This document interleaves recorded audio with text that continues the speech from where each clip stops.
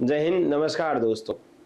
PSI અને કોન્સ્ટેબલની એક નવી જાહેરાત, નવા જુસ્સા અને નવા જનૂન સાથે દોસ્તો આપ સર્વ મિત્રોએ જે છે આ પ્રકારની તૈયારી શરૂ કરી દીધી હશે. પણ મૂંઝવણ એ છે કે સર કઈ બેન્ચ લેવી જોઈએ, કયો કોર્સ લેવો જોઈએ. આમ જોવા જાય તો દોસ્તો કોઈ પણ પ્રોડક્ટ જે છે એ પરચેસ કરતા પહેલા એની તમામ પ્રકારની બાબતો આપણે જાણી લેવી જોઈએ. ગણિત ગાઈડન્સમાં દોસ્તો જે છે એક વિશેષ પીએસઆઈ અને વિશેષ એક કોન્સ્ટેબલનો કોર્સ જે છે એ આપણે લોન્ચ કરેલો છે. કોન્સ્ટેબલના કોર્સમાં સિલેબસ મુજબના તમામ પ્રકારના વિડીયો લેક્ચર આવશે. પીએસઆઈના કોર્સમાં પણ વિડીયો લેક્ચર આવશે. તેની સાથે સાથે રોજ તમને મેન્સ આન્સર રાઇટિંગ જે છે કરાવવામાં આવશે, જેથી કરીને વધીને દોસ્તો 3 કે 4 મહિનામાં જો આ પરીક્ષા આયોજિત થઈ જાય શારીરિક કસોટી લીધા બાદ, તો ત્યાં સુધીમાં તમે ઓછામાં ઓછા 100 પત્ર, 100 નિબંધ, 100 જે છે અહેવાલ લખી દીધા હોય તો તમારી રાઇટિંગની પ્રેક્ટિસ સારી થઈ જાય. જેના અનુસંધાનમાં દોસ્તો આજથી આપણે જે છે એ ડેમો લેક્ચર જે છે એ યુટ્યુબમાં મૂકીએ છીએ, જેથી કરીને દોસ્તો તમને ખ્યાલ આવે કે સર ગણિત ગાઈડન્સમાં ગઈ ભરતીમાં પીએસઆઈનું પેપર તો થોડું સહેલું હતું એટલે એની ક્રેડિટ આપણે લેવી ન જોઈએ, પણ કોન્સ્ટેબલનું પેપર થોડું ટફ હતું અને આ કોન્સ્ટેબલનું પેપર ટફ હતું છતાં પણ બેઠા 43 ક્વેશ્ચન આપણા એપ્લિકેશનના પેઇડ પ્લેટફોર્મમાંથી જે છે એ પૂછાયેલા છે.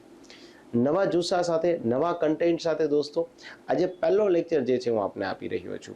આ પહેલો લેક્ચર દોસ્તો બંધારણનો છે અને બંધારણમાં પણ આપ સમજતા હશો કે ભાઈ સંસદીય બાબતના પ્રશ્નો સૌથી વધારે આવતા હોય. તો આજે પહેલા લેક્ચરમાં હું અને તમે સ્પેશિયલી એ વાત કરશું કે ભારત દેશમાં પાર્લામેન્ટ શું કહે છે, પાર્લામેન્ટની કઈ કઈ બાબતો છે. સામાન્ય રીતે પાર્લામેન્ટ આપણે બતાવીએ એટલે ઉમેદવારને માત્ર અનુચ્છેદ આવડે, અને તમને હું સ્પષ્ટપણે કહું છું દોસ્તો કે હવે પછી ઉમેદવારોએ એ ધ્યાન રાખવું પડે પરીક્ષામાં કે કોઈ પણ પ્રકારના જે છે અનુચ્છેદનું કોઈ મહત્વ નથી. હવે તમારે ખાસ કરીને જે છે કોઈ પણ પ્રકારનો કોન્સેપ્ટ ક્લિયર કરવો જોશે.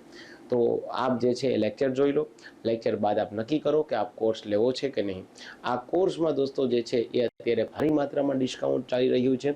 તેના માટે તમારે એપ્લિકેશનમાં ગણિત ગાઈડન્સ ડાઉનલોડ કરવાની છે, ત્યારબાદ લોગિન કરવાનું છે અને પીએસઆઈ કે કોન્સ્ટેબલ આપ તૈયારી કરો છો એ કોર્સ તમારે લઈ લેવાનો છે. સાથે આમાં તમને પર્સનલ મેન્ટરશિપ પણ મળશે. કેવી રીતે તૈયારી કરવી, શું વાંચવું, શું ન વાંચવું એ પણ હું આપને સમજાવી દઈશ. આ કોર્સમાં દોસ્તો શું મળશે, તમને વિડીયો લેક્ચર આવી જશે સિલેબસ મુજબ, એમની પીડીએફ આવી જશે અને એમની સાથે એમના એમસીક્યુ પણ આવી જશે. ઠીક છે દોસ્તો, તો પ્રથમ બંધારણના આ ડેમો લેક્ચરમાં આપ સર્વનું હાર્દિક સ્વાગત કરું છું. હું દિનેશ ગણેત. આવો જોઈએ દોસ્તો બંધારણ અને બંધારણ સાથે સંકળાયેલી મહત્વના સંસદના લાયકાત અને ગેરલાયકાત. થેન્ક યુ દોસ્તો. નમસ્કાર દોસ્તો, હું આપનો મિત્ર દિનેશ ગણેત આપ સર્વનું હાર્દિક સ્વાગત કરું છું આપના પોતાના સૈયારા પ્લેટફોર્મ ગણિત ગાઈડન્સ પર.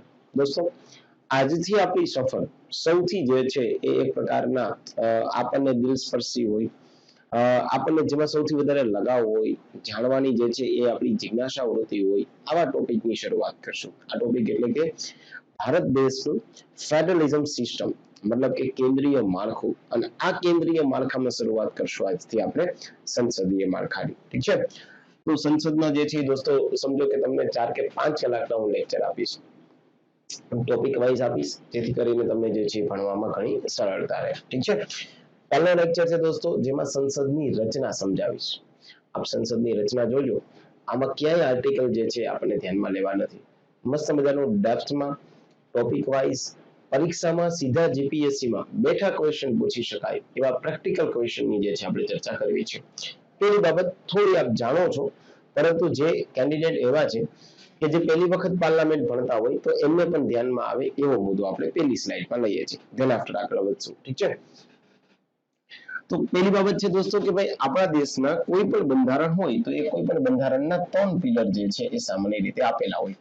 એકને કહેવાય ધારાકીય બાબતો. ધારાકીય બાબતો એટલે મતલબ શું થશે દોસ્તો, ભારત દેશમાં જે છે એ જે લો મેકિંગ પ્રોસેસ કરતા હોય, જે કાયદા નિર્માણની પ્રક્રિયા જે છે કરતા હોય, હે ને, આ કાયદા નિર્માણની પ્રક્રિયા સાથે સંકળાયેલા હોય એને શું કહેવાય, ધારાકીય, મતલબ કે લેજિસ્લેટિવ બોડી.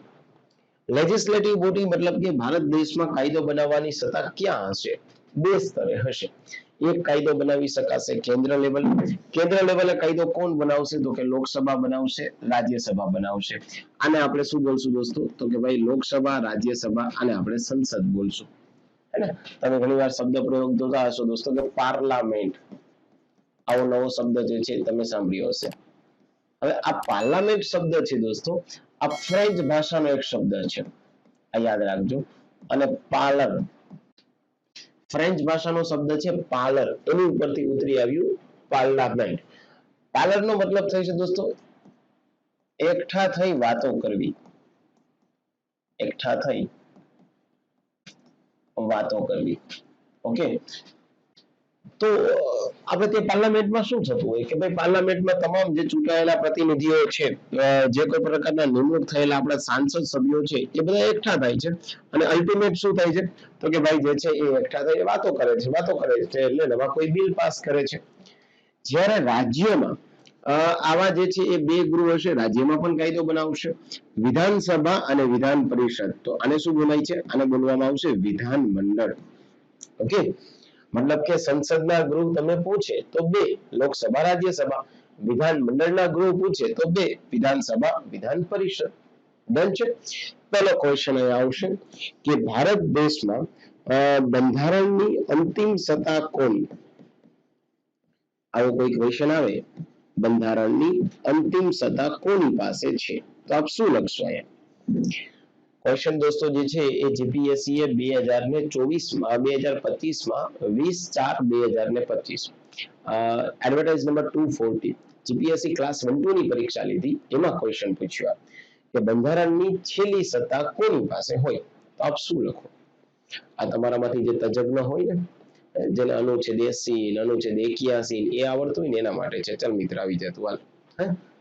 તો યાદ રાખજો દોસ્તો, અહીંયા તમે શું લખશો? ઘણા એવા જે છે એ તજજ્ઞ શ્રી હોય કે રાષ્ટ્રપતિ લખી નાખે, પીએમ લખી નાખે વગેરે વગેરે. યાદ રાખજો બંધારણની અંતિમ સત્તા જે છે એ પ્રજા છે, હે ને? કારણ કે દોસ્તો જે છે આપણે નથી કહેતા લોકશાહીમાં લોકો દ્વારા, લોકો વડે, લોકોથી ચાલતી સરકાર. તો અંતિમ સત્તા કોની પાસે છે? ભાઈ પીએમ તો 5 વર્ષ માટે આવે, એની પહેલા પણ જતા રહે. રાષ્ટ્રપતિ તો 5 વર્ષ પહેલા આવે, એની પહેલા જતા રહે. પરંતુ આપણે ત્યાં જે પ્રજા છે એ પ્રજાનો જે લોકમત છે એ લોકમત એઝ ઇટ ઇઝ રહેવાનો છે. ઠીક છે? તો આ તમારે યાદ રાખવાનું થાય છે કે બંધારણની અંતિમ સત્તા જે છે આપણે કોની પાસે રહેશે દોસ્તો? પ્રજા પાસે. ચલો, આને શું બોલાય? ધારાકીય બાબત બોલાય. ઠીક છે? બીજું છે કારોબારી. કારોબારી એટલે કે જે કાયદાનો અમલ કરાવે છે, આને કહેવાય બ્યુરોક્રેટ. ઓકે, તો કાયદાનો અમલ કોણ કરાવશે? કેન્દ્રમાં અને જે છે રાજ્યમાં. કેન્દ્રમાં કાયદાનો અમલ કરાવશે રાષ્ટ્રપતિ અને પીએમ. કારણ કે જે રાષ્ટ્રપતિના નામે જે છે દેશ ચાલે છે, પણ રાષ્ટ્રપતિ જે છે એ દેશના વાસ્તવિક વડા નથી. પ્રેક્ટિકલ લેંગ્વેજમાં એની પાસે પાવર ન હોય. પ્રેક્ટિકલ લેંગ્વેજમાં પાવર કોની પાસે છે દોસ્તો? પીએમ પાસે. રાજ્ય જે છે એ રાજ્યપાલના નામે જ ચાલે છે. રાજ્યમાં તમામ કાયદાઓ રાજ્યપાલના નામથી જ જે છે એ ચલાવવામાં આવે, પણ એકચ્યુઅલમાં પ્રેક્ટિકલ લેંગ્વેજમાં પાવર કોની જોડે છે? સીએમ પાસે છે. ઠીક છે? અને અલ્ટિમેટ જ્યારે જે છે એ કારોબારી અને ધારાકીય જે નિષ્ફળ જાય ત્યારે બંધારણના જે છે એ રખેવાળ જે છે, તો એ બંધારણના રખેવાળ કોને કહેવાય દોસ્તો? તો કે આપણા ન્યાય તંત્રને કહેવાય બંધારણના રખેવાળ, એટલે કે સુપ્રીમ કોર્ટ. જ્યારે જે છે એ ચૂંટાયેલી જે છે એ જનતા દ્વારા બેઠેલા લોકો અથવા તો જે છે નિમણૂક થયેલા લોકો જે છે એ બંધારણ પ્રમાણે કાર્ય ન કરતા હોય તો પછી જે છે એ સુપ્રીમ કોર્ટ યોગ્ય રીતે નિર્ણય કરશે. રાજ્ય હશે તો હાઈકોર્ટ નિર્ણય કરશે. ઠીક છે? ઓકે, તો હવે એક ક્વેશ્ચન અહીં આવી જાય કે ભાઈ બંધારણીય સુધારા જે છે એ બંધારણીય સુધારા, માની લ્યો કે આપણા દેશની ચૂંટાયેલી સરકારે કોઈ પણ પ્રકારનો સુધારો કર્યો, તો આ બંધારણીય સુધારામાં કોઈ ઓબ્જેક્શન આવ્યું, તો બંધારણીય સુધારા ક્યાં પડકારી શકાય? જો આજે આપણે ત્યાં જે રાજ્ય સરકાર છે એ રાજ્ય સરકાર કોઈ બંધારણીય સુધારા કરી શકે? તો કે ના, રાજ્ય સરકાર જે છે એ કોઈ બંધારણીય સુધારા ન કરી શકે. બંધારણીય સુધારા કોણ કરી શકશે? તો કે કેન્દ્ર સરકાર, યાની કે સંસદ. તો પછી તમને પ્રશ્ન આવે કે બંધારણીય સુધારા જે છે એ કોઈ થઈ ગયું, બંધારણીય સુધારો ક્યારે થાય? જ્યારે રાષ્ટ્રપતિ સિગ્નેચર કરશે તો. તો બંધારણીય સુધારો છે એ બાબતે કોઈને ઓબ્જેક્શન છે તો તમે સુપ્રીમ કોર્ટમાં લઈ જઈ શકો કે હાઈકોર્ટમાં? તો તમારે યાદ રાખવાનું થાય છે બંધારણીય સુધારા જે છે એ high court as well as supreme court બંનેમાં લઈ જઈ શકાય. આવો આપણો 43મો સુધારો કહે છે. અહીંયા દરેક મુદ્દો શું લખે? માત્ર સુપ્રીમ કોર્ટ. આપણને ઓપ્શન આપ્યા હોય કે માત્ર સુપ્રીમ કોર્ટ, માત્ર હાઈકોર્ટ, બંને કે ક્યાંય નહીં. અમુક તો બધા તજજ્ઞ હોય ને કે ક્યાંય ના લઈ જવાય સર, એ તારું નોલેજ છે. ઠીક છે, ચલો તો એક આને યાદ રાખજો. એક બીજો ક્વેશ્ચન આપું દોસ્તો, ડીવાયએસઓ 2025 માં પૂછાયેલો છે. ઠીક છે, ડીવાયએસઓ 2025 માં પૂછાયેલો છે કે ધારાકીય, કારોબારી અને ન્યાયતંત્ર. આ ધારાકીય પ્લસ કારોબારી અને પ્લસ ન્યાયતંત્ર કયા સિદ્ધાંત મુજબ કામ કરે છે? તો મુદ્દા યાદ રાખશો, સત્તા વિશ્લેષણના સિદ્ધાંત. કયો? સત્તા વિશ્લેષણના સિદ્ધાંત મુજબ જે છે આ ત્રણેય કાર્ય કરે છે. કારણ કે કાયદો બનાવવાની સત્તા ધારાકીય, કાયદાનો અમલ કરાવવાની સત્તા કારોબારી અને અલ્ટિમેટ બંને ઉપર બંધારણીય જે છે એ પ્રકારની પરિસ્થિતિઓ નિર્માણ પામવી જોઈએ, ગેરબંધારણીય ન પામવી જોઈએ, એ કોણ જોવે છે? તો કે ન્યાયતંત્ર. ચલો, કામ પતી ગયું. હવે તમે વિચારજો કે આ એક જ સ્લાઇડમાંથી દોસ્તો મેં અત્યાર સુધીમાં તમને 4 પ્રશ્ન આપી દીધા છે. તમે તો આવું બધું જાણતા હતા. અમુક તો પાછા હોય ને, હા સર સંસદ 81 એ અનુચ્છેદનું કોઈ મહત્વ નથી જો આપને ખબર પડતી હોય તો.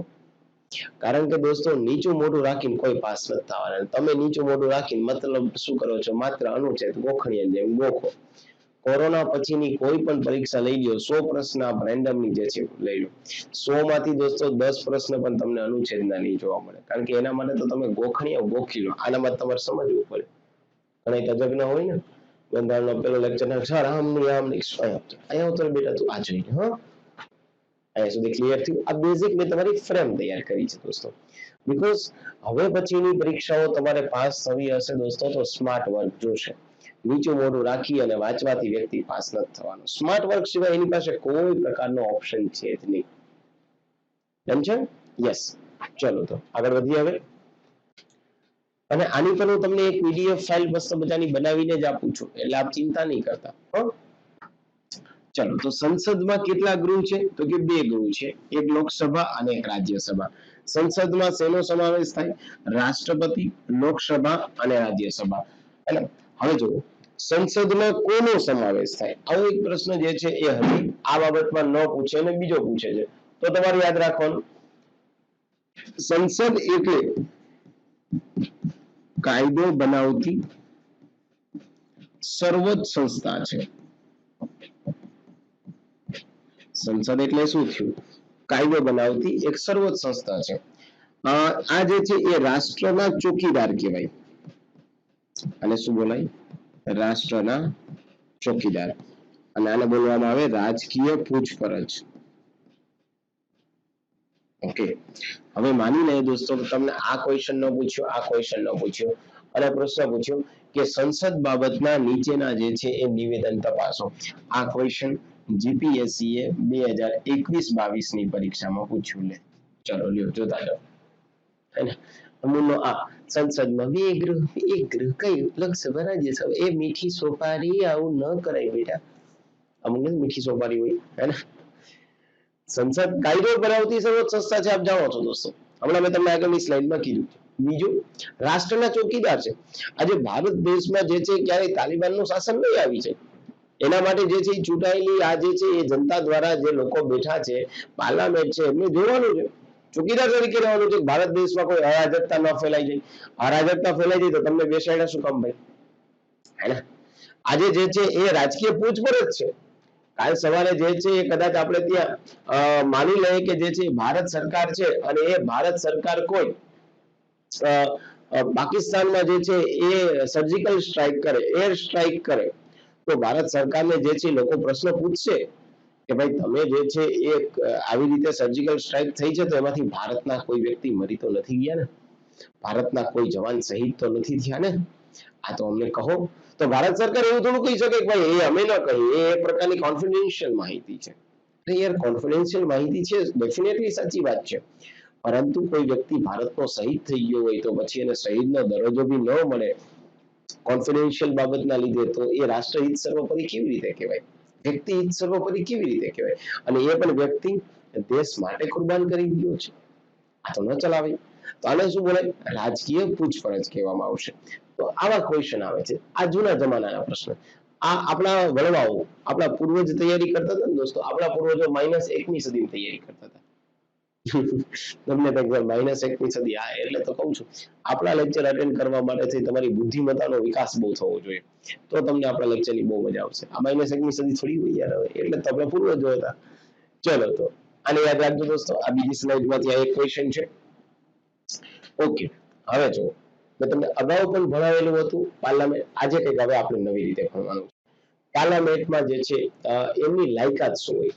અમુક તજજ્ઞ હશે અને સીધા શું બોલશે ખબર? સંસદ સભ્યોની લાયકાત ભારતનો નાગરિક હોવો જોઈએ. એ નેપાળી, મને ખબર છે ભારતનો નાગરિક હોવો જોઈએ. તું છે ભારતનો નાગરિક? તારું રેશન કાર્ડમાં નામ છે કે નીકળી ગયું છે? ભાઈ એક સિમ્પલ વસ્તુ છે, વ્યક્તિ જે છે એ ભારતમાં રહેતા હોય તો બટ ઓબ્વિયસ છે ભારતનો નાગરિક તો હોવો જ જોઈએ ને. આ થોડો કઈ પાકિસ્તાન વાળો ચાલે અહીંયા ભાઈ, હે ને? પાછો બીજો શું બોલે, સર અસ્થિ મગજનો ન હોવો જોઈએ. બસ તારી વાત નથી કરતા આપણે, હે ને? અસ્થિ મગજ એ અમને ખબર છે, સિમ્પલ છે દોસ્તો. ગાંડા ગેલા જેવો વ્યક્તિ જે છે ક્યાંથી જે છે જશે ભાઈ પાર્લામેન્ટમાં? ત્રીજો કે સર નાદાર થયેલ ના હોવો જોઈએ. ના તારા પપ્પાની વાત નથી કરતા અહીંયા, હે ને? તારા બાપા નાદાર થઈ ગયેલા છે. એ બધું કોમન છે દોસ્ત, એ બધાને ખબર પડે છે. અહીંયા કઈક વિશિષ્ટ વસ્તુ છે તો જોવો તમે. ચલો જોઈ લે, પછી આપ ડિસાઈડ કરજો. એક તો દોસ્તો વય મર્યાદા, આ આપ જાણો છો કે રાજ્યસભા માટે કેટલા મિનિમમ 30 વર્ષ છે, લોકસભા માટે થઈ અને મિનિમમ 25 વર્ષ છે. ઠીક છે. એની સામે ડિપોઝિટ, ડિપોઝિટ જે છે એ રાજ્યસભા માટે 25,000, લોકસભા માટે 25,000. પણ જો કોઈ એસસી કે એસટી કેન્ડિડેટ છે તો એમના માટે કેટલા? તો કે ભાઈ એમના માટે 12,500. બાકી બધા માટે સામાન્ય માટે કેટલા હોય? 25,000 છે. ઠીક છે. હવે પેલો ક્વેશ્ચન અહીંથી ચાલુ થાય છે. ડિપોઝિટ કયા સંજોગમાં જપ્ત થાય? ડિપોઝિટ છે દોસ્તો એ તો રિફંડેબલ હોય, હે ને? પણ ડિપોઝિટ કયા સંજોગમાં જપ્ત થાય? તો યાદ રાખવાનું કે જ્યારે માન્ય મતના, જ્યારે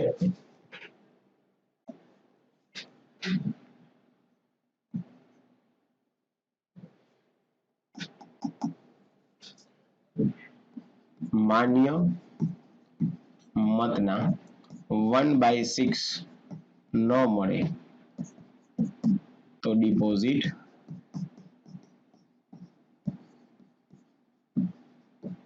જપ્ત થાય. ઓકે, આ યાદ રાખવાનું.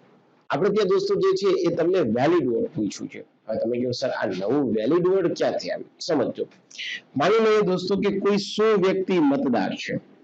આ 100 વ્યક્તિ મતદાર છે, એમાંથી 4 વ્યક્તિ A B C D 4 ઉમેદવાર છે.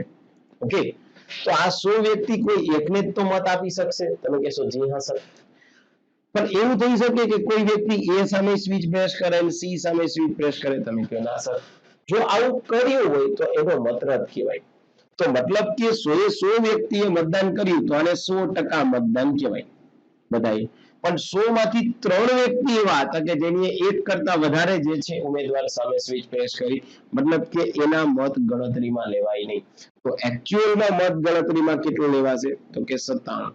97 ના જે છે એ છઠ્ઠા ભાગના મત જો દરેકને મળે તો જ એની ડિપોઝિટ પરત મળશે, અન્યથા એની ડિપોઝિટ જપ્ત થઈ જશે. 100 નહીં ગણવાના, આ ટોટલ કહેવાય દોસ્તો, આને કુલ મત કહેવાય. જેટલા લોકોએ મતદાન કર્યું છે તે, એને ટોટલ. પણ એમાંથી રદ થયેલા મતને બાદ કરી દઈએ આપણે અને પછી જે મતની ગણતરી કરીએ આને શું ગણાય દોસ્તો? વેલિડ વોટ બોલાવવામાં આવશે. તો માન્ય મતના વેલિડ વોટના 1/6 મળવા જ જોઈએ અને જો ન મળે તો તમારી આ ડિપોઝિટ જપ્ત થઈ જશે. અહીંયા સુધી તો તમે શાયદ થોડુંક જાણતા હશે, આપણે આનાથી વિશેષ શાયદ છીએ. ચલો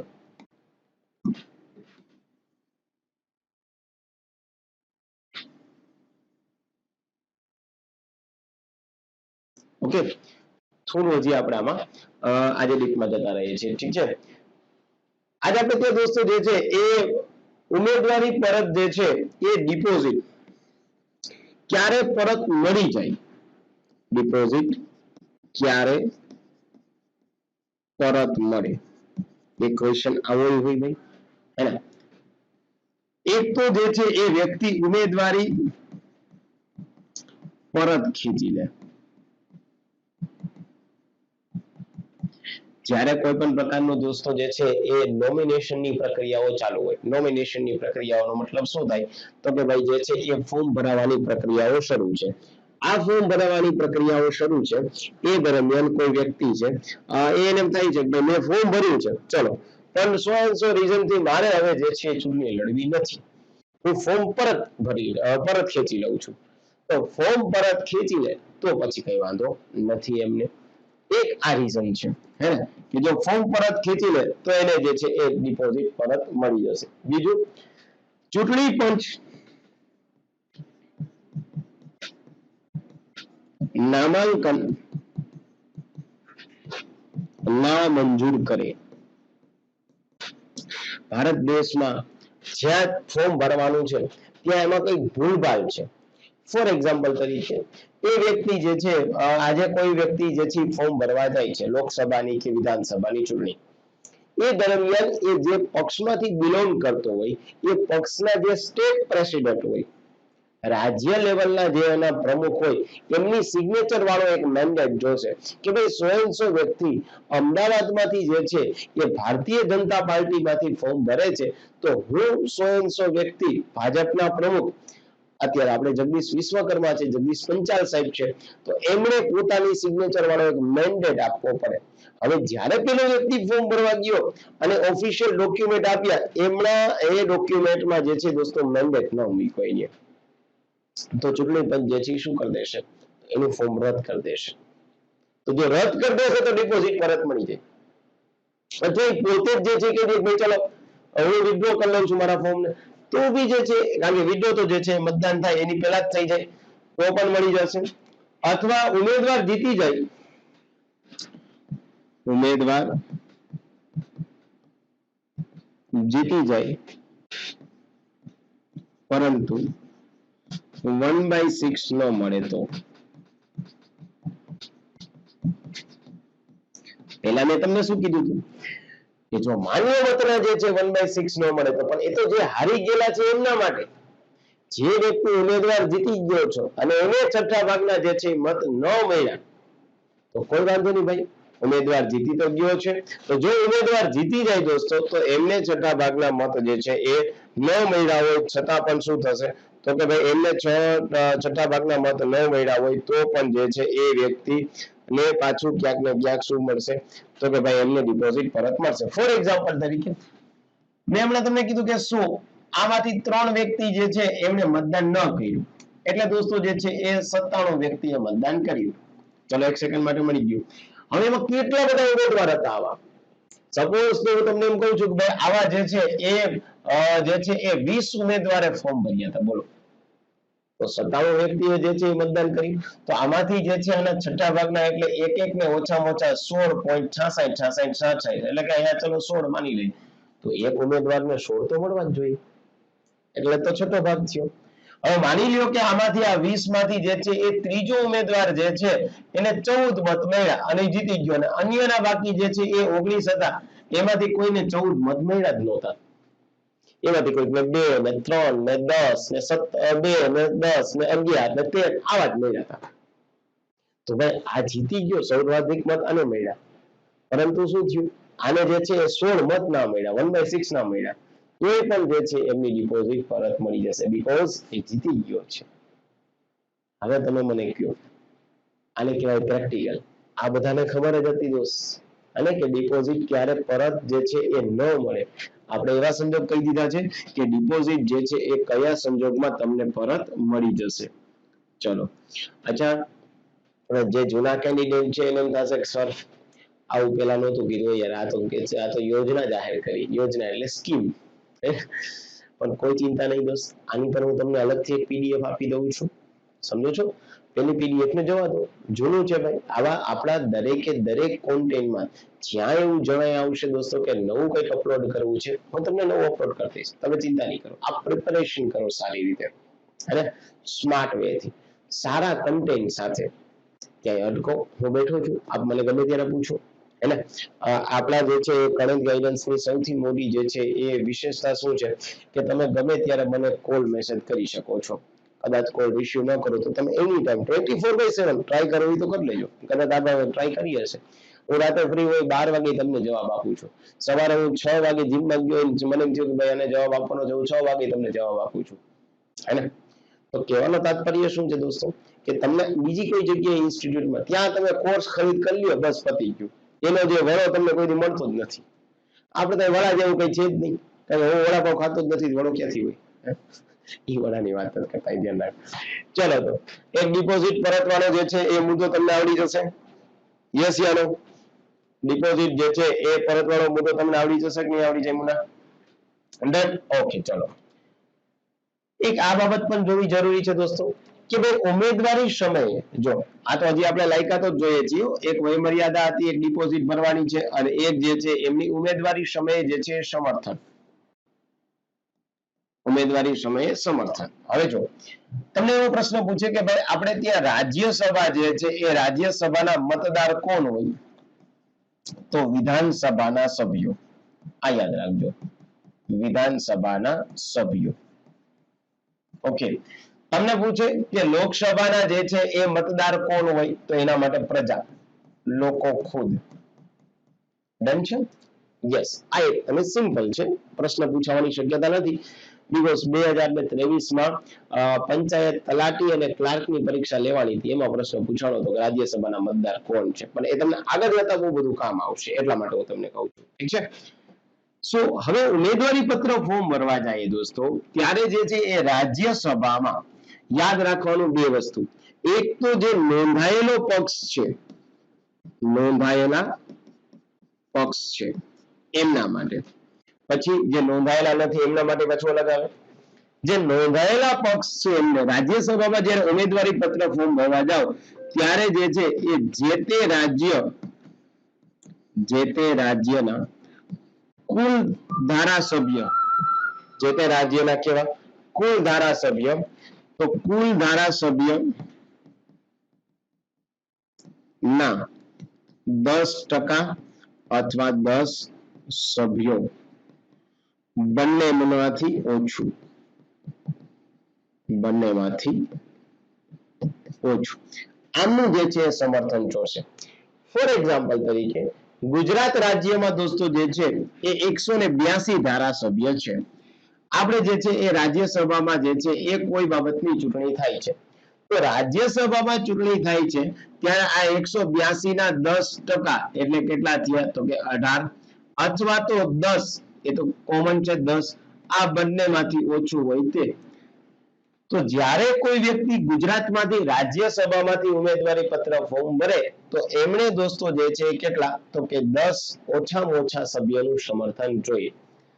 પણ આપણે 18 કે 10 યાદ નહીં રાખીએ, આપણે 10% અથવા તો 10 આવું યાદ રાખશું. બીકોઝ માની લઈએ કે કોઈ ગોવામાંથી ફોર્મ ભરવા જાય તો ત્યાં તો 40 ધારાસભ્યો છે દોસ્ત, એના 10% તો 40 થાય, અથવા તો 10, તો બંનેમાંથી ઓછું કયું થયું? 4 થઈ ગયું, હે ને? એટલે મને આ નહીં યાદ રાખવાનું, આપણે 10% અથવા તો 10 સભ્યો. પીઆઈ 2019 માં પૂછાયેલો પ્રશ્ન છે. હું તમને યુપીએસસી જીપીએસસી ના દરેક પીવાયક્યુ કહેતો જઈશ, દરેક જગ્યાએ, એટલે એ ચિંતા કરતા નહીં. ઠીક છે? ચલો તો હવે સમજો. અચ્છા, હવે માની લઈએ દોસ્તો કે ગુજરાત રાજ્યમાંથી એક સીટની ઇલેક્શન છે રાજ્યસભામાં. હવે એક સીટનું ઇલેક્શન છે, એમાં એક એક્સ નામનો ઉમેદવાર છે, એક્સ વાય નામનો ઉમેદવાર છે, સીટ તો એક જ છે. તો આમને જે છે એ 10 ધારાસભ્યનું સમર્થન મળી ગયું. આજ 10 ધારાસભ્ય અમને સમર્થન આપે કે ના આપે? ચલો તમે મને હા કે ના પાડો ભાઈ. એક વ્યક્તિને ઉમેદવારી પત્ર ફોર્મ ભરવા સમયે જે ધારાસભ્યશ્રીઓએ મતદાન માટેનું જે છે એ સમર્થન આપ્યું છે ચૂંટણી ફોર્મ ભરવા સમયનું, એ જ પાછા બીજાને સમર્થન આપી શકે છે કે ના આપી શકે છે? પ્લીઝ આપ લોકો મને કહો. તો યાદ રાખવાનું દોસ્તો, એ આપી શકે છે.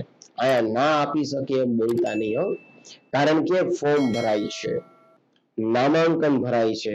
અહીંયા જે છે કોઈ ચૂંટણીની વાત નથી થતી.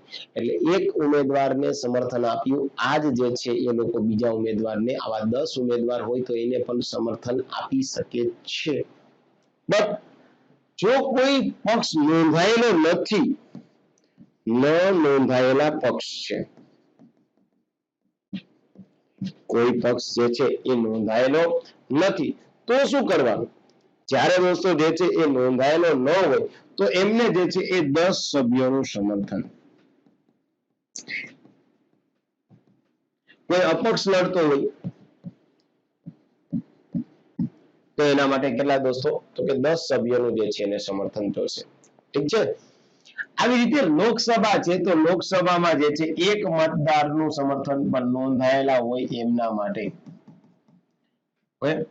સ્થાનિક એક મતદાર હોય તો એક સ્થાનિક મતદાર જે છે દોસ્તો એનું શું કરવું જોઈએ તમારે? તો કે સમર્થન જે છે એ આપવું જરૂરી છે. કેટલા? તો કે એક. પણ કેવા લોકો? તો કે જે નોંધાયેલા પક્ષ છે એમના માટેની વાત કરીએ છીએ. ડન છે? તો આ સમર્થન જે છે દોસ્તો તમારે હોવું જ જોઈએ. હવે સમજો કે આપણે ત્યાં જે છે દોસ્તો આ સમર્થન જે છે એ કમ્પલસરી હોવું જોઈએ.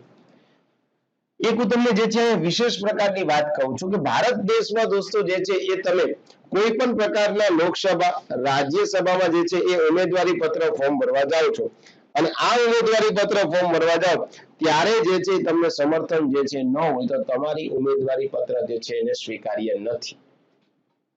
આ સ્વીકાર્ય નથી. હે ને? આમાં પણ જે નોંધાયેલા નથી, ન નોંધાયેલા પક્ષ લોકસભામાં પણ તો એના માટે 10 મતદારનું સમર્થન જોશે. અહીંયા મતદાર એટલે પ્રજા છે, અહીંયા મતદાર એટલે વિધાનસભાના સભ્યો છે. ચલો તો બંધ થઈ ગયું. અહીંયા મેં તમને દોસ્તો 3 મુદ્દાઓ જે છે વાત કરી છે. એક જે છે આપણે વાત કરીએ છીએ ફોર્મ ભરવા સમયની લાયકાત. તો ફોર્મ ભરવા સમયની લાયકાતમાં દોસ્તો જે છે એ ભારતનો નાગરિક. આ તમે કહેતા હતા તો હું લખી દઉં બસ એટલે તમને ના થાય ભાઈ આ લખો ને જલ્દી યાર. અસ્થિર મગજ, નાદાર, આ બધું કોમન છે દોસ્તો. એટલે આવું બધું પૂછાય નહીં અને પૂછાય તેના માટે દિનેશ કળેતના લેક્ચર જોવાય નહીં. હે ને? કારણ કે દરેક બુકમાં આપેલું છે. આ દરેક બુકમાં આપેલું હોય તો સેજ લેતા આવજો. તો જેથી મને એમ થાય કે ભાઈ મારું નોલેજમાં થોડો કંઈક લોચો પડી ગયો છે. હે ને? યસ. હવે આવી જ રીતે સમજજો. હવે જે લોકો હોશિયારીનું પડી ગયું હોય ને એના અસ્થિર ને નાદાર ને કહેતા ચલો એમના માટે ટેસ્ટ, લિટમસ ટેસ્ટ. કહેજો તો ભાઈ હવે જે છે એ ફોર્મ ભરવા સમયની ગેરલાયકાત શું હોય? ઉમેદવારની થોડી ગેરલાયકાત બી મને તું કહી દેજે તો મને ધ્યાનમાં આવે. હે ને? ચલો તો હવે સમજવાની થાય છે કયો વ્યક્તિ ફોર્મ ન ભરી શકે. જો ઉમેદવારની ગેરલાયકાતો આપેલી હોય. આપણે ત્યાં દોસ્તો સંસદીય સભ્ય છે, રાજ્યસભા, લોકસભા, એમના માટેની ગેરલાયકાતો ક્યાં આપેલી છે? અનુચ્છેદ 102 સબ ક્લોઝ બાય 1. તમારો અનુચ્છેદ એઝ ઇટ ઇઝ આવી ગયો ભાઈ. ગલગલિયા થયા કે ના થયા? ઓફકોર્સ થાય. કેન્દ્ર રાજ્ય સેવામાંથી ભ્રષ્ટાચાર બદલ બરતરફ ન થયેલ હોવો જોઈએ. એ વ્યક્તિ ફોર્મ ના ભરી શકે. કેન્દ્ર રાજ્ય સેવામાં છો તમે અત્યારે તો ફોર્મ ભરો, કઈ વાંધો નથી. અત્યારે તમે ઓન ડ્યુટી છો તો તમે ફોર્મ ભરી શકો છો. પણ તમે જે છે એ ભ્રષ્ટાચાર બદલ જે છે એ બરતરફ થયા હોય, તમારી નોકરીમાંથી તમને રૂક્ષિત કરી દેવામાં આવ્યા હોય તો ફોર્મ ના ભરી શકાય. સેકન્ડ વન, સંસદ સભ્ય સામાજિક ગુનાઓના ઉપદેશના આચરણ માટે સજા પામેલ ન હોવું જોઈએ. યુપીએસસી એ પ્રશ્ન પૂછ્યો ભાઈ. સંસદ સભ્ય જે છે એ બનવા જાય છે અથવા તો સંસદ સભ્ય ચલો બની પણ ગયા તો એમણે સામાજિક ગુનાઓ, સામાજિક ગુનાઓ એટલે પ્રજાને હેરાનગતિ થઈ હોય એવી કોઈ પણ પ્રકારની ચોરી, લૂંટફાટ, ડકેતી, કોઈ જગ્યાએ જે છે એ પેશકદમી કરી લીધી, લેન્ડ ગ્રેબિંગ, જમીન પડાવી પાડી, આવું ન કરી લેવું જોઈએ. કારણ કે તમે પ્રજાનું પ્રતિનિધિત્વ કરો છો અને અલ્ટિમેટ પ્રજાને જ હેરાન કરો છો. તો આ સામાજિક ગુનો દાખલ થયો હોય અને એના આચરણ માટે જો તમને સજા થઈ હોય તો આપ જે છે એ ઉમેદવારી ન નોંધાવી શકો. ઉમેદવારી નોંધાવી હોય, જીતા હોય તોય તમારું પદ રદ થાય. સંસદ દ્વારા બનાવવામાં આવેલા કોઈ નિયમને અનુસાર જે છે એ લાયક ઠરે તો તમે જે છે એ પાર્લામેન્ટના સભ્ય માટે જે છે પાર્લામેન્ટ જ નિયમ બનાવેલા છે, એ નિયમને તમે ફોલો નથી કરતા તો અહીંયા જે છે એ માની લે કે 10મી અનુસૂચિ છે. 10મી અનુસૂચિ એટલે શું દોસ્તો? પક્ષ પલટા વિરોધી કાયદો. કેવો કાયદો? પક્ષ પલટા વિરોધી કાયદો. તો આ જે પક્ષ પલટા વિરોધી કાયદો જે છે એટલે કે એક પક્ષમાંથી વ્યક્તિ બીજા પક્ષમાં જાય તો આ પક્ષ પલટા વિરોધી કાયદો. એક પક્ષમાંથી વ્યક્તિ બીજા પક્ષમાં જાય અને એ રાજીનામું ન આપે તો એની વિરુદ્ધમાં લાગુ પડે પક્ષ પલટા વિરોધી કાયદો. કારણ કે ભાઈ જ્યારે એ વ્યક્તિ પસંદ થવા ગયા હતા, યાની કે મતદાન માટે જે છે જ્યારે લોકો ગયા ત્યારે તો એમણે ભાજપના પક્ષ તરફથી જે વ્યક્તિ ઉભો હતો એને મતદાન કર્યું. હવે એ તો કોંગ્રેસમાં જતો રહ્યો અથવા તો કોંગ્રેસમાં હતો તો એ ભાજપમાં જતો રહ્યો. તો આ તો પ્રજાનો જે છે એ આદર ન કર્યો કે ભાઈ, તો પ્રજાનો આદર ન કર્યો હોય તો એ વ્યક્તિ કેમ ભાઈ રહી શકે? એટલા માટે જે છે એ એક પક્ષમાંથી બીજા પક્ષમાં જઈ શકાય ના નથી દોસ્ત, રાજીનામું આપવું પડે. ન આપો તો શું લાગુ થાય? પક્ષ પલટા વિરોધી કાયદો. આ પક્ષ પલટા વિરોધી કાયદાના આપણે જે અનુસૂચિ 12 છે, આ 12 અનુસૂચિઓમાં લેક્ચર લીધા છે, એમાં તમને મેં વિશેષ પ્રકારની વાતો કીધી છે, તો એ ત્યાં આપશે જોઈ લેજો. પણ મુદ્દો એ છે દોસ્તો કે 10મી અનુસૂચિ જે છે એ અંતર્ગત અયોગ્ય જાહેર થયો હોય તો પણ એ કેવો થઈ જશે? ગેરલાયકાત. આટલી તો ગેરલાયકાત છે જ, આ તો કોમન છે. હવે મુના જે છે એ બોમ્બ ફોડીશું, યાદ રાખજો. નેક્સ્ટ, કોઈ પણ ગુનામાં 2 કે તેથી વધુ વર્ષ જે છે એ સજા થયેલી ના હોવી જોઈએ. કોઈ પણ વ્યક્તિ જે છે દોસ્તો એમને 2 વર્ષ કરતા વધારે સજા જે છે એ કોઈ પણ ગુનામાં જે છે એ થયેલી હશે તો જે છે એ વ્યક્તિ કેવો થઈ જશે? તો કે ભાઈ જે છે એ ચૂંટણી લડવા માટે જે છે એ ગેરલાયક થઈ જશે. તો તમારે આ યાદ રાખવાનું. તમને એવું થાય સર આવું ક્યાં લખેલું છે? આવું લખેલું છે Munna representative of peoples act ની સેક્શન 8 સબ ક્લોઝ બાય 3. અને આ રિપ્રેઝેન્ટેટિવ ઓફ પીપલ્સ એક્ટ આવ્યું છે 1950 1951. 50 માં કાયદો આવ્યો, 51 માં એનો અમલ થયો. અને બોલવામાં આવશે લોક પ્રતિનિધિત્વ ધારો. જીપીએસસી એ દોસ્તો 2017 માં 40 નંબરની ક્લાસ 1-2 ની જાહેરાત લીધી. પ્રશ્ન પૂછ્યો કે લોક પ્રતિનિધિત્વ ધારો જે છે એ આપણે ત્યાં ક્યારે જે છે પસાર કરવામાં આવ્યો? તો 50 માં કાયદો, 51 માં અમલ. અચ્છા, બીજું એક કહી દઉં, આપણે તે દોસ્તો જીકે નું ફોલ્ડર, તમે જે કોર્સ લીધેલો હોય જીપીએસસી નો એડવાન્સ, એસટીઆઈ યા ડીવાયએસઓ યા અન્ય કોઈ પરીક્ષાનો કોર્સ, હે ને? તો આપણે ત્યાં દોસ્તો જે છે મેં તમને જીકે ના ફોલ્ડરમાં મહત્વના બધા એક્ટ કીધેલા છે. તો મારી નમ્ર વિનંતી છે કે મહત્વના એક્ટ બાબતના જે છે લેક્ચર આપ જોઈ લેજો. એમાં મહત્વના બધા જ એક્ટ મેં જે છે સમજાવી દીધેલા છે. ઓકે, જ્યાં વચ્ચે વચ્ચે એક્ટ આવશે એવું તમને સમજાવતો દઈશ. એટલા માટે હું તમને કહેતો હોય દોસ્તો કે આપણા એપ્લિકેશનમાં જે છે એ ઇન્ડિવિજ્યુઅલ કોર્સ બી મળતા હોય છે. આ બંધારણનો સ્પેશિયલ કોર્સ પરચેસ કરી શકો, અર્થશાસ્ત્રનો, પણ તમે આખો એક કોર્સ યા તો બેચ લો તો જેથી કરીને તમને આવું બધું જ કન્ટેન્ટ જે છે એક જગ્યાએથી મળે. હવે એવું તો તમારી પાસે રાઈટ્સ રેશનિંગ સર મને ખાલી બંધારણ જ નહોતું આવડતું ના અથવા મને બંધારણ આવડતું તો આમ ના ચલ આમાં જવાબ આપતો હજી તો શરૂઆત કરી છે 35 મિનિટથી બોલું છું, પાર્લામેન્ટની શરૂઆત કરી હજી તો આપણે કેટલું કરવાનું થાય છે.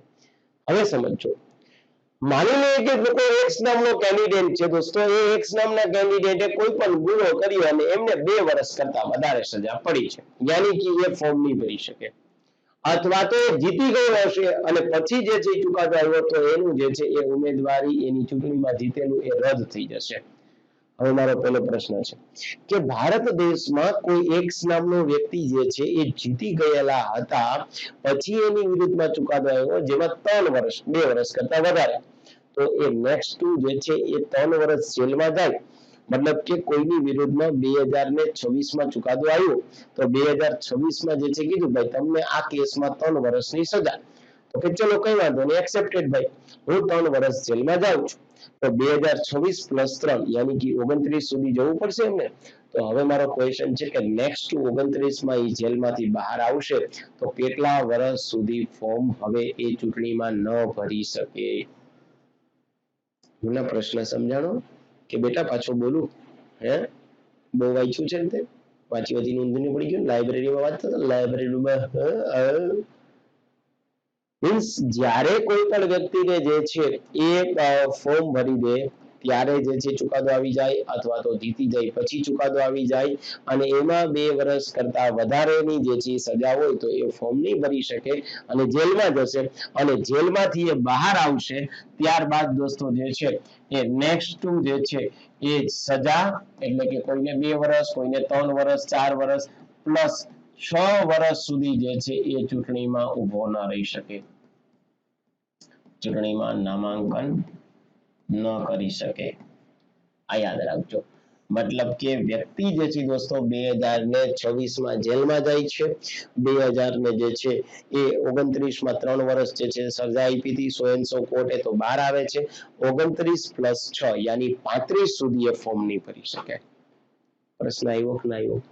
ગલગલિયા થયા કે ના થયા? ન થયા? હજી બાકી છે, થોડા અહીં આવજો. હા, તો માની લઈએ કે જે છે કોઈ જિલ્લા અદાલતે ચુકાદો આવ્યો છે અને જિલ્લા અદાલતને એક તો વ્યક્તિએ એક્સેપ્ટ કરી લીધું તો ચલો હા ભાઈ બસ હું જેલમાં જતો રહું, પણ એ વ્યક્તિએ કદાચ જે છે એ આ બાબતને કોઈ ઉપલી અદાલતમાં પડકારવો છે, મતલબ કે જિલ્લા અદાલતનો ચુકાદો ઉપલી અદાલત યાની કે હાઈકોર્ટમાં જે છે પડકારવો છે, તો આપણે ત્યાં યાદ રાખવાનું દોસ્તો, આ જે આરપીએ યાની કે રિપ્રેઝેન્ટેટિવ ઓફ પીપલ્સ એક્ટ છે, આ આરપીએ એક્ટની જ જોગવાઈ છે કે જે છે એ જ્યારે કોઈ પણ વ્યક્તિ આ સજા જે છે આ સજાની અપીલ આરપીએ એક્ટ એની સબક્લોઝ 8/4 અને આ બાબતે અપીલ કરી શકે છે.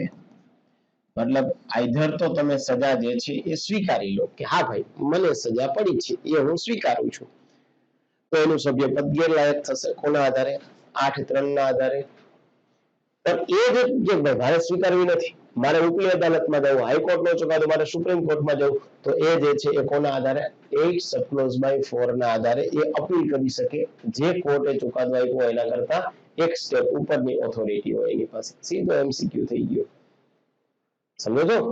યસ. તો તમારે એક દોસ્તો જે છે એ આ બાબત યાદ રાખવાની થાય છે. પરંતુ આપણે ત્યાં દોસ્તો જે છે એ આ બાબત કેવું છે તો કે થોડું જે છે એ ગલત થતું હતું. શું કામ ભાઈ? કારણ કે જે છે ઉપલી અદાલતમાં જાય અને ઉપલી અદાલત જે છે એ એમ કહી દે કે ચલો ભાઈ હાલ પૂરતો જે છે આ બાબતમાં સ્ટે.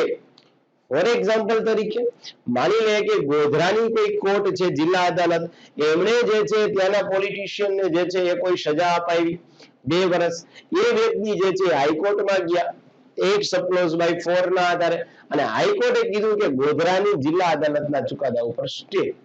તો આ તો યાર એક પ્રકારની જે છે એ વિન્ડો રાખી છે કે જ્યાંથી બહાર નીકળી શકાય. એટલા માટે એક કેસ બની ગયો છે જેને કહેવાય લીલી થોમ્સ કેસ. લીલી થોમ્સ વર્સિસ સંઘરાજ્યનો કેસ 2013. એમાં આ જોગવાઈ જે છે એને રદ કરી દીધી છે, એટલે ગેરલાયક ઠેરવી છે. રદ કરી દીધી એટલે કેમ કે ભાઈ તો તમારે સીધો પ્રશ્ન થાય કે ભાઈ ઉપલી અદાલતમાં કોઈ વ્યક્તિને સજા માટે લઈ જતા હતા તો ત્યાં જે છે એ હવે રદ બાદલ ગણાશે. એ કયા કેસમાં કીધું? લીલી થોમ્સ વર્સિસ સંઘરાજ્યનો કેસ 2013. આપણે ત્યાં ન્યાયતંત્ર જ્યારે હું તમને ભણાવીશ ને દોસ્તો, એ ન્યાયતંત્રમાં જે છે એ ટોટલ 45 અલગ અલગ પ્રકારના કેસીસ લખેલા છે. ન્યાયતંત્રમાં 5 કલાકના લેક્ચર જે છે મૂકેલા છે આપણે સ્પેશિયલી શેના માટેના? તો કે ભાઈ તમે ન્યાયતંત્ર પહોંચો ત્યારે લેક્ચર જોજો, એટલે તમને કોઈ આ કેસની એકદમ વિશેષ, અત્યારે તો આ કેસ આવ્યો છે એટલે મેં તમને ટપકાવી દીધો. પહેલામાં તો મેં લીલી થોમ્સ કેસ શું કામ થયો છે, બંને પક્ષની દલીલ શું છે, અલ્ટિમેટ ચુકાદો શું આવ્યો છે એ પણ કીધેલું છે.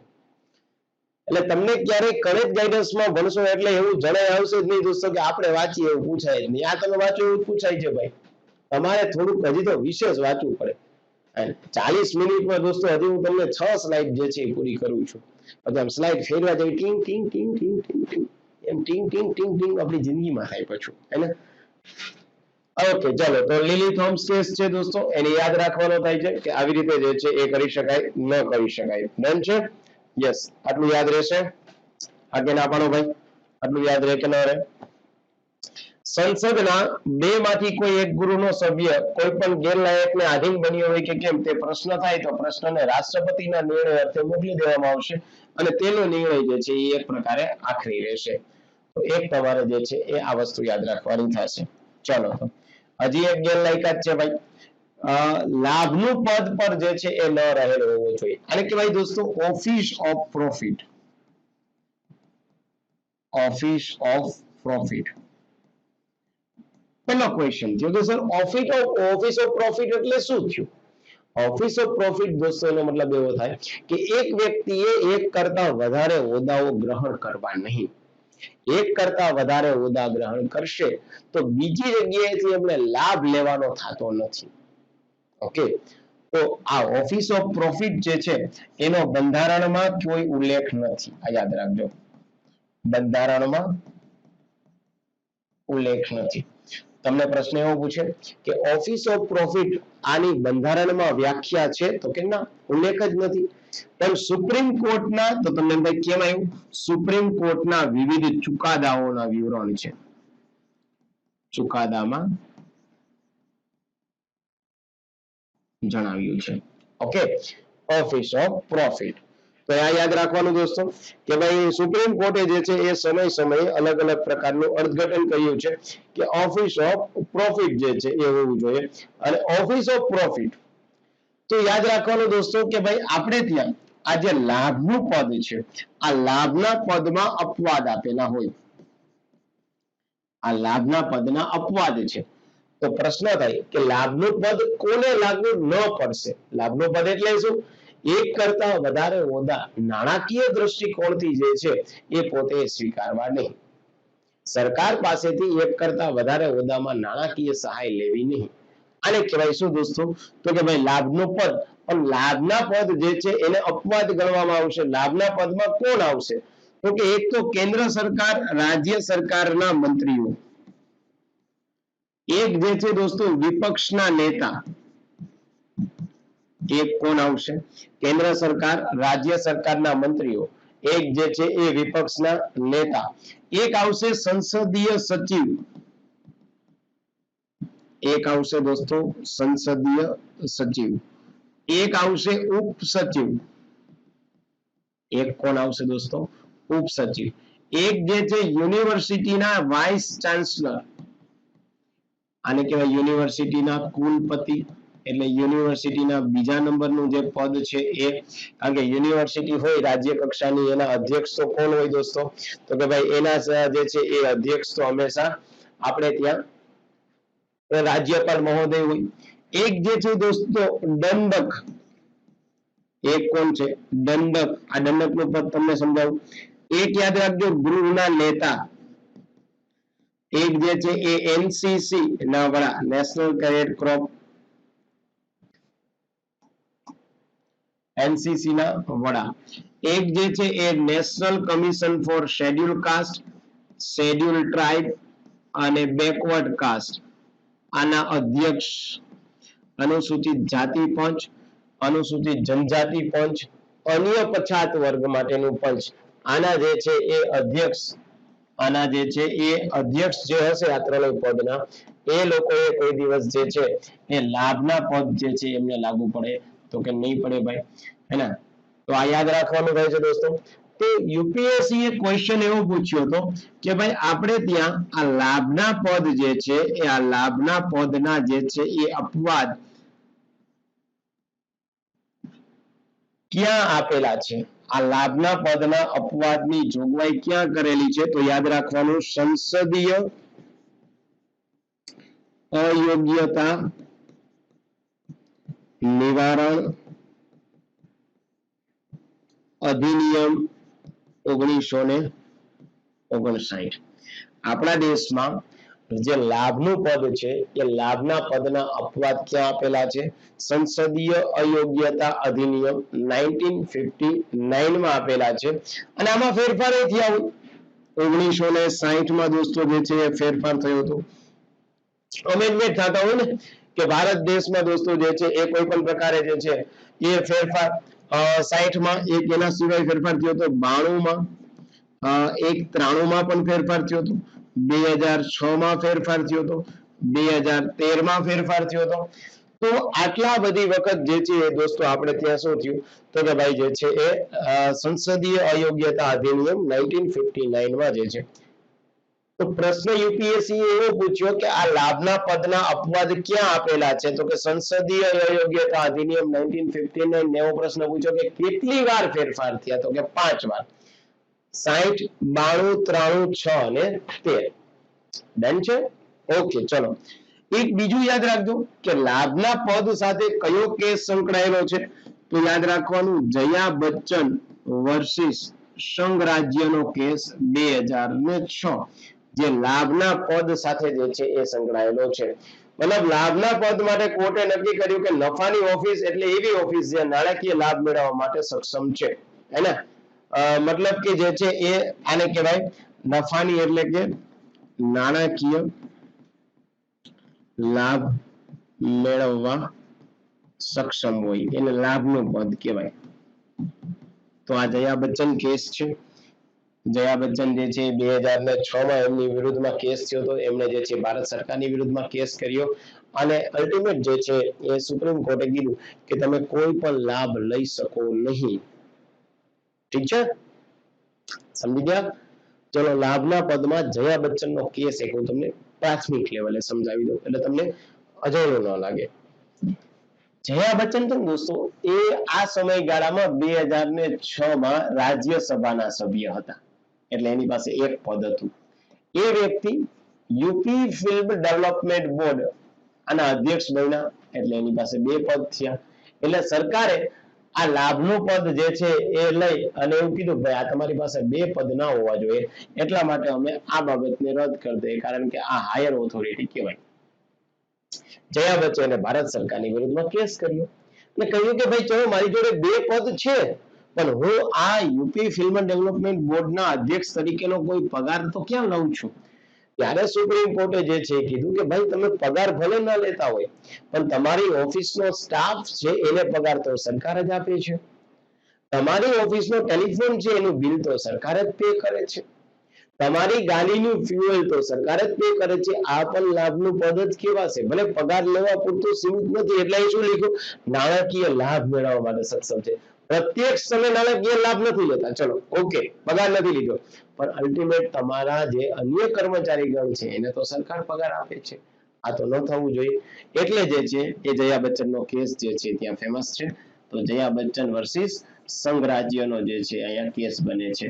ચલો તો ડન છે મુન્ના, આટલું યાદ રહેશે. Say yes or no? Okay. પછી બીજી બાબત પણ તમને કહું છું અહીંયા, ઠીક છે. એક વ્યક્તિ છે દોસ્તો, અહીંયા તમને જે છે કહું છું કે માની લઈએ કે એક વ્યક્તિ કોઈ જે છે એ એમએલએ છે, કોઈ વ્યક્તિ એમએલએ છે અને એ જે છે એ મેમ્બર ઓફ પાર્લામેન્ટ બને છે, યાની સાંસદ બને છે. તો એક વ્યક્તિ બે જગ્યાએથી ચૂંટણી લડી શકશે પરંતુ એમને કોઈ પ્રતિનિધિત્વ તો એક જગ્યાએથી જ લેવું પડશે. ફોર એક્ઝામ્પલ તરીકે 2022 માં ગુજરાતમાં દોસ્તો જે છે એ વિધાનસભાની ચૂંટણી થઈ હતી. એમાં વાવ નામની એક બેઠક આવે છે વિધાનસભામાં. ત્યાંનાથી જે છે એ ગેનીબેન ઠાકોર જે છે પસંદ થઈને આવ્યા.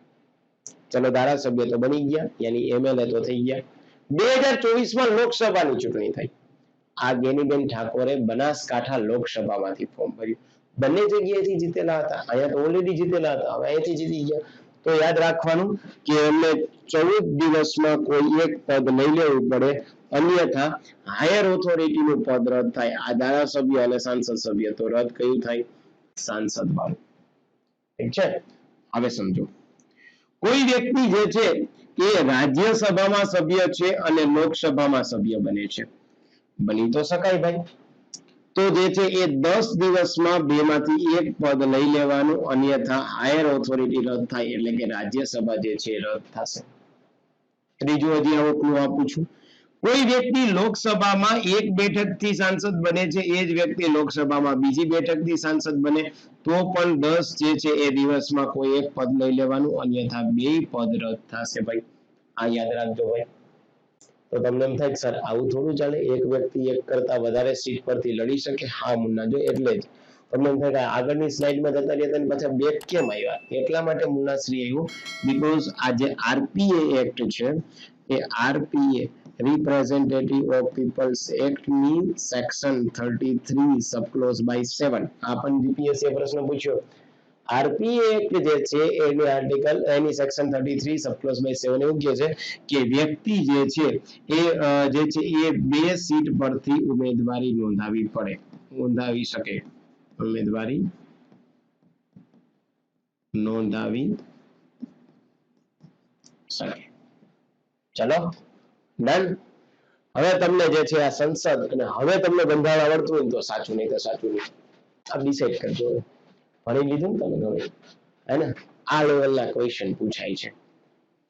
હવે તમને એમ થાય કે સર આ મને આવડે છે, આ આવડતું હોઈ શકે, હું એવું તો નથી કે હું જ ભગવાન છું, મને જ બધું આવડે, તમને કઈ આવડે જ નહીં, મેં ક્યાંકથી તો શીખવું જ છે, મેં ક્યાંકથી તો બેઝ લીધો જ છે, હે ને? તમને આવડતું હોય આનાથી તમને આખો આરપી એક જ આવડે છે, ચલો માની લીધું દોસ્ત, તો હું તો કહું તમારે ભણાય નહીં, મતલબ આ તો તમારું નોલેજ તમારી પાસે બહુ ઓછું કહેવાય. પણ જો તમને આ નથી આવડતું, તમને માત્ર અનુજદ આવડે, તમને લોકસભામાં ગુજરાતની 26 ને રાજ્યસભામાં 11 ને એવા પવા કરતા આવડે છે, તો હું તો કહું કે તૈયારી છોડી દો ને ક્યાં કણક ગાઈડન્સમાં આવી જાવ. તમારે જોવાનું છે. બાકી તમને જેવા પ્રશ્ન પૂછાય છે એ બધા પ્રેક્ટિકલ દરેક સબ્જેક્ટમાં, એવું નહીં કે આપણે આ એક જ સબ્જેક્ટમાં આવું કરીએ છીએ, આપ જોવો જ છો ને, હે ને? એટલે તો ડેમો લેક્ચર મૂકી દીધા હોય છે આપણે. આવડશે આટલું, 2 સીટમાં ઉમેદવારી પત્ર નોંધાવી શકે. હવે તમે મને કહો તમારો અસ્થિર ને નાદાર ને ક્યાં આવ્યું તો ભાઈ? અત્યારે આપણે એક જ ટોપિક પૂરો કર્યો છે હજી દોસ્તો, આને શું કહેવાય? સંસદ સભ્યની લાયકાત અને ગેરલાયકાત. આવડશે આટલું? સે યસ ઓર નો? હા. ચલો હવે આપણે જે છે એ થોડું આગળ જઈએ કે સંસદીય જે છે એ બાબતમાં પ્રતિનિધિત્વ, આને જે છે આપણે નેક્સ્ટ લેક્ચરથી જોઈ લેશું. ઠીક છે? તો આ એક લેક્ચર દોસ્તો 53 મિનિટનો બન્યો છે, તમને અપલોડ કરી દઉં છું. આશા રાખું છું કે દોસ્તો સંસદ સભ્યની લાયકાત અને ગેરલાયકાત મસ્ત રીતે સમજાઈ ગઈ હશે. બીજા લેક્ચર પણ જલ્દીથી જે છે હું આપણા એપ્લિકેશનના પેઇડ પ્લેટફોર્મ પર જે છે અપલોડ કરી દઉં છું. હા, આપણે સબસ્ક્રિપ્શન લીધેલું હોય અને તમને આનું મટીરિયલ ન મળતું હોય, જો હું તમને મટીરિયલ આપી શકીશ, આવું બધું લખેલું હશે મટીરિયલમાં, આ લખેલું હશે, પછી આ લખેલું હશે, જે હું પેનથી લખેલું છે એ મટીરિયલમાં નહીં હોય, એ તમારી જાતે લખવાનું થાય છે.